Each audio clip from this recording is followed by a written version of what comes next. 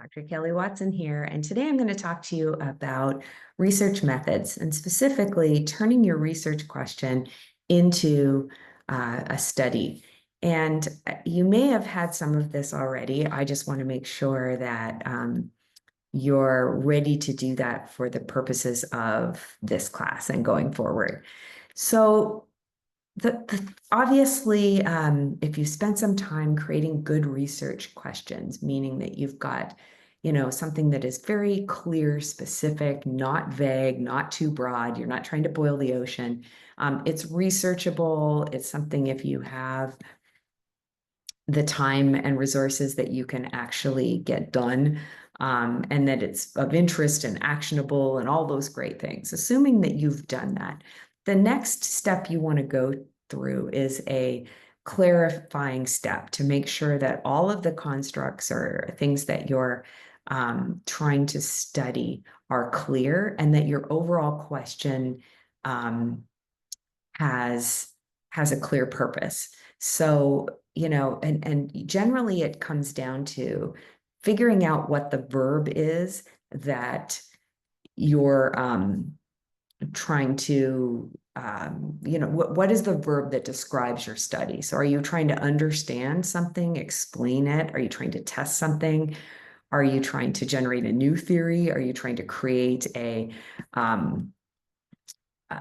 tool to measure a new construct? All of those decisions about what it is you're trying to do in general and in a generalized way are important because that is actually going to determine what methodology you're going to use for your study. So, for example, and this was something that I found really hard to kind of get my head around. I was kind of starting with the type of study I wanted to do before even really figuring out my research question and then what the purpose of the study was. And so this was something that it took a long time for me to kind of get.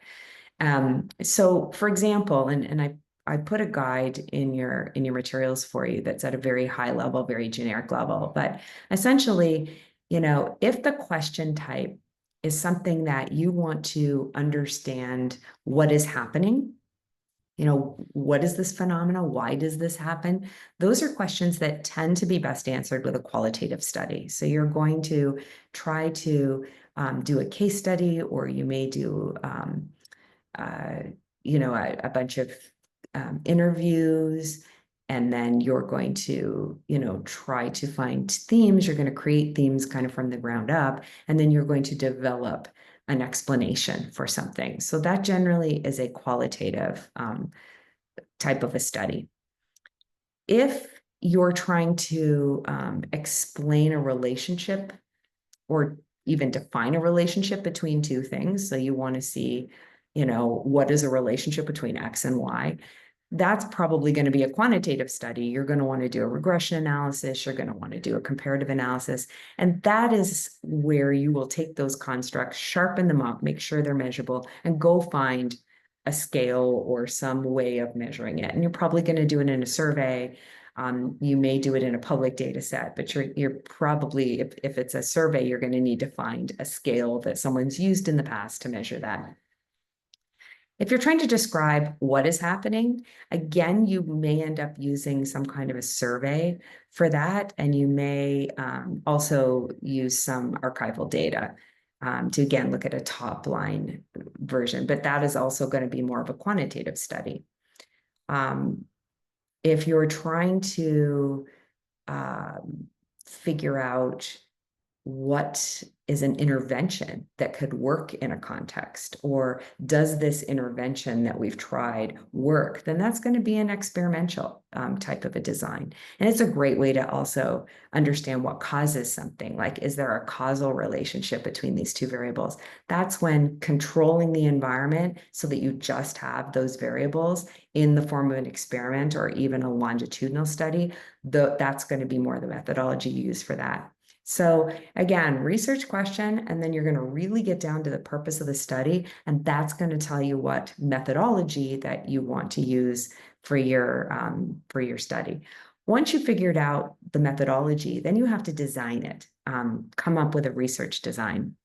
And in that research design, You're going to figure out who you're going to sample, who are the, participants in your study, what is the exact way that you're going to carry out the experiment or the survey, what scales are going to be used, what measures, and you tend not to be able to make that up out of the air. There has to be some proof that in the past these measures have been effectively used in this type of situation. So for example, if you've identified and really firmed up the boundaries of a bunch of your constructs or your variables, those variables have certain ways that they have been tested in the past. And unless you're going to create a new way to test it, which is a study of its own, and a type of study all on its own, then you tend to have to use stuff that's been proven in the literature to have worked. So this is where, again, not only do you do a literature search on your variables and on, how the theory, says that these variables should interact together, you also have to research the methodologies that have been used to measure those variables in the past, and you want to stick to them as much as possible. Once you've figured out how you're going to carry it out, then that's when you can start to structure your paper and say, okay, here's my research question. Here's the literature that informs my theoretical foundation. Here's what I want to study. And here's the methodology. And then here are the participants I'm going to study. And so making sure that you have all of that thought through as you form out your paper. And then you can already start to project what are going to be some of the limitations of this study. What am I not studying? What potential confounding variables could be in here?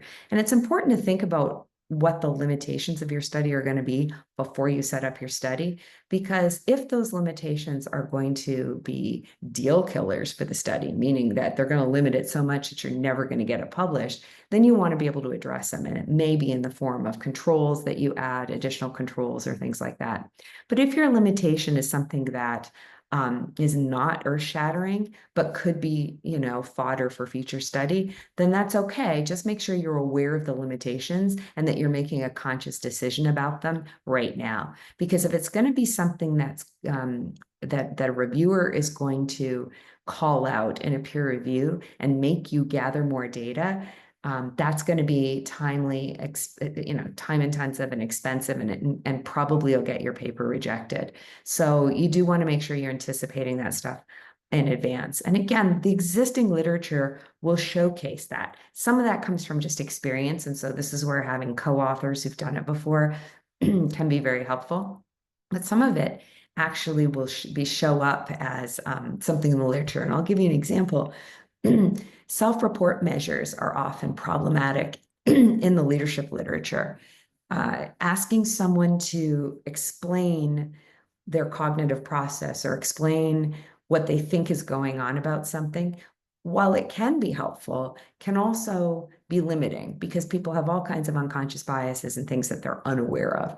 So if the literature has said in the past that these self-report measures have actually been ineffective or have led to inconclusive research results, then you don't want to just absorb it because someone did it in the past, because it's already been discredited. So you want to make sure, or if you have a way in your study design that you're going to mitigate that problem, maybe you're going to use a self-report measure, but you're also going to use a 360 or some other external measure, or even something qualitative. Then that's okay. Then you're bringing multiple methodologies to bear, and that's a good remedy for this is a problematic measure. So again, something to think about as you design your studies is what are the potential limitations and how is that going to inform your methodology and how you're going to conduct the study. So now I'd like to, now that I've explained a lot of that, I want to kind of give you an example under the hood of a study that I'm working on right now. And I have not answered a lot of the questions related to this yet. I'm still in my exploratory phase, but I wanted to kind of, give you a more concrete example, because again, this is something that I've really struggled with, especially because most of, unless you're in the study and working through some of these things, it's hard to talk about in the abstract. So people can't really give you good advice. So here's a research question that I'm working on. And it's taken me a long time to actually concretize and get to this research question. But what I want to find out is that if I expose students to a VR context, a context in virtual reality where they can look around and be part of it, be part of this immersive experience, is this going to help them? Is this going to help them expand their definitions or their conceptual understanding of certain concepts in a way that's better than just talking about it or reading a written narrative or watching a flat video? Like, does immersion, putting someone there, do a better job from a cognitive perspective of expanding concepts for students than if I didn't use VR? And I've added another element that's interesting to this. So here is my goal: greater conceptual expansion. So it's giving them context. Now their concept expands. Is the mechanism that's doing that, is it this thing called schema accommodation? Okay. And again, it's taken me a long time to get here because I had to go learn each of these words. But what I'm trying to do essentially see is someone's mental model broadening after being exposed to a new context? Is that changing? And I'll give you an example. If you think about in the Western world, the definition of the word road, right? If you think of a road, you close your eyes. What's a road? You're probably visualizing something that's paved, something that cars can go on and trucks, something that maybe has sidewalks, something that doesn't have a lot of people on it. The people are in vehicles, tend to be off to the side. And that is our view of that construct. In a subsistence market, a road looks like something very different. Oftentimes there are people walking on it. It's made of dirt, not concrete.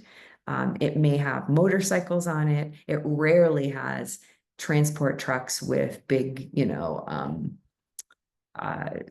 containers on the back of them. And people use it differently. It connects communities in different ways. And if you were designing for a subsistence market, for example, you would need to take that into account because you cannot ship things the same way. You cannot deliver product the same way, clearly. And so what we want to be able to do, though, is instead of just saying the road is different, which what we understand about cognition is that folks will, if they only hear a concept,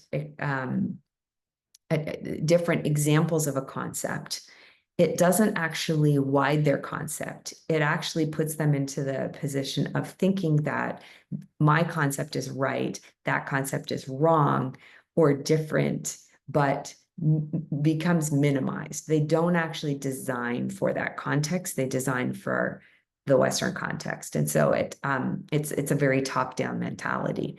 And what we're trying to do with students with this VR experience is get them to think bottom up, that context matters and that context is right for that person. And it's a really important part of designing for their need is understanding their context and having a perspective of their context. So almost putting yourself into an empathy position for that context.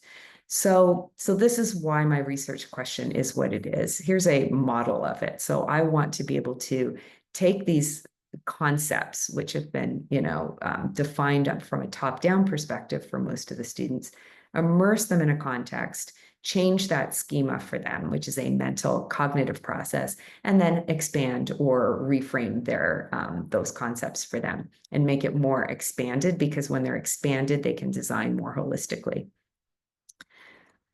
Right. So this is my research question. So how am I going to do this? I mean, if you think about it, what are all the tools available to me for this? And the answer really is that this is an intervention. So we're going to want to design an experiment. We're going to want to make sure that we are controlling the pre and we're controlling the post and we're putting them through this controlled experiment. And the reason for that is because we're actually testing the intervention. Is the intervention effective? And there's almost no other way to, if I ask them, okay, what is it effective? They don't have their perspective in the experiment is central and they can't take that step out and see if their own mental model has changed. So it's an experiment. So now I have this model, and I'm going to have to figure out ways to measure each of these. How do I measure their conceptualization of road in the pre and the post? How do I measure the schema change piece? Because these are going to need to be operationalized, right? So here is where I've actually got here kind of a list of possible things. And this comes from the literature. I haven't actually put the citations here, but conceptual expansion is a concept that has been measured in the past. And these are all the different ways, the specific measures that have been used for that. So giving participants a word association task, or asking them whether, to kind of cognitively give back answers to these questions and make these associations. We might have a panel that sits outside and analyzes those connections, so applies a rubric to them. We might give them a task and say, generate new ideas. And all of these things could be measures of those constructs. Similarly, we also have some possible measures of schema change or accommodation. The schemas are the mental maps that we make, the cognitive process of mapping that actually creates the associations with a construct. So in order to measure whether the schema, whether our mental map changed because of the intervention, then again, we're going to want to, either try to test whether their concept of road expanded. So give them draw many types of roads and see if suddenly now they have this new awareness of what road means. We could have open-ended reflection and then go through it with some linguistic testing and see, okay, did this reflect that they've integrated these new social constraints for that particular person? We could ask if or see if their verbal language now has included this new context. So, are they asking questions like, well, is it a dirt road or a paved road? Understanding now that road could come in different flavors, that type of a thing. And then I've listed the potential confounds. So these are the things, again, when you're thinking ahead to what could be the limitations, what could people argue could go wrong with this study? Here's an example. If somebody had traveled to a lot of different regions, they might already start out with a broader schema of what road means, right? They might already think about a dirt road. Somebody who's been in rural context may say, well, I know what a rural context looks like, a dirt road with a tractor. Well, okay, but that still may not describe person walking on foot with carrying water on their head, which may be an even different, example of road again. So we absolutely are going to need to control for people who are better traveled. Somebody who's traveled through the developing world a lot, like me, I already have a different mental schema of what road looks like. So we need to control for that. We're going to need to figure out what to do about that. There already may be people that are just naturally more globally literate or have empathy for people. Their empathy ratings might be a lot higher, so they can already perspective take and imagine and visualize what it would be like to be in their context, even if they've never actually experienced through immersion their context. So we're going to need to find a way to figure that out, maybe. There may be people that are just good at designing for different contexts or perspective taking without having this intervention or any intervention. There might be people who are more comfortable with VR, and so VR works for them, but it doesn't work for others. We got to figure that out, because if people are distracted by the technology itself, then my experiment means nothing, right? And this intervention is a waste of time. And then I'm obviously going to have to, check this against a 2D video, because maybe it's the video. Maybe it's not that you're in it immersed. Maybe it's just that it's 2D. And then I'm also 2D. And then I'm also, reading a narrative, a passage that really evokes mental, visualization. That might also be more effective or equally effective. So I'm obviously going to have to test these things as well. Or even if someone wasn't immersed at all and we just say it's a third world road, what does that mean?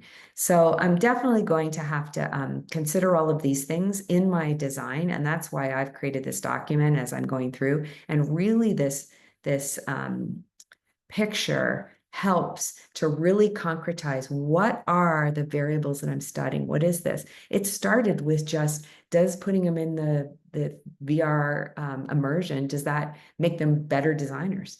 Well, okay, but that's 3 steps down the road. Why? What is it about putting them in the VR that's going to lead them to that? And so this is where I had to go deep into the literature and finally come up with the constructs that I really, really, really want to test. And then I got to go to the literature and say, how do I test it? What is the research method that's going to be best to test these different things? And so, and that's where we ended up with an experimental design and then all of these options for how we're going to test it. Now, ultimately, and I'm not there yet, but ultimately, what I'm probably going to end up with, because I've also read that in this cognitive reframing, cognitive schema shift literature, most success has come from multiple methods rather than any single one. There's no one scale. It's not so simple as just there's a survey scale that's already been tested and validated and I can just apply it. This one's going to take some mixed methodology, some multiple methods. And that, is always problematic when doing experimental design because of time, right? So I'm going to have to figure out what the best combination of these is. And then I've opened myself up to the literature is, and peer review could poke back and say, nah, he didn't use a methodology that we liked. So it's going to be interesting and fun to continue to conceive this study. But I hope that the example helps to showcase for you as you're designing or envisioning studies, how to take that research question, convert it into a study outline and then convert it into a paper that is going to be something that I hope gets you published. So thanks for listening and good luck.